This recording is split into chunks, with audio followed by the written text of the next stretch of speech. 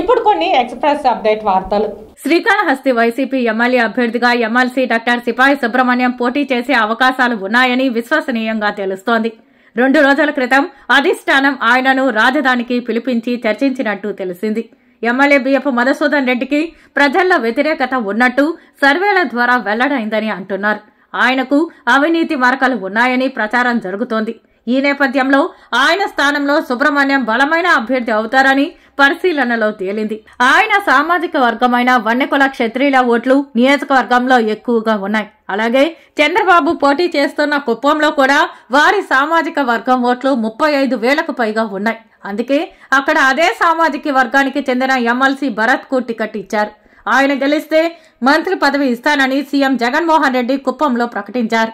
సుబ్రహ్మణ్యంకు ticket ఇస్తే ఉమ్మడి జిల్లాలో 3 బీసీ అభ్యర్థులకు టికెట్ ఇచ్చినట్టు అవుతుంది. బీసీల పార్టీ అని చెప్పుకునే టీడీపీ 3 ఉమ్మడి జిల్లాలలో ఒక బీసీకి కూడా టికెట్టు ఇవ్వలేదు.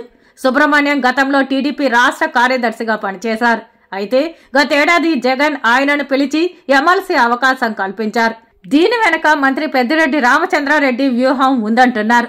ఆయన 2009 ఎన్నికల్లో శ్రీకాళహస్తి నుంచి పీఆర్పీ అభ్యర్థిగా పోటీ చేసి 24,349 ఓట్లు తెచ్చుకున్నారు.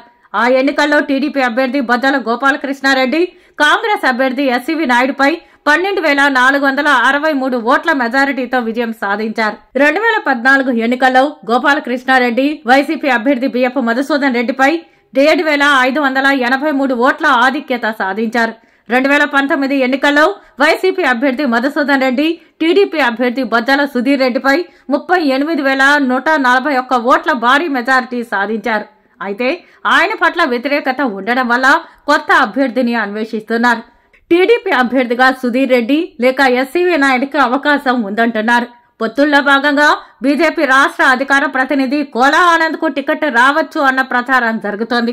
ఈ నేపథ్యంలో బీసీ నాయకుడు పేరున్న వైద్యులైన సుబ్రహ్మణ్యం పేరు పరిశీలిస్తున్నారు.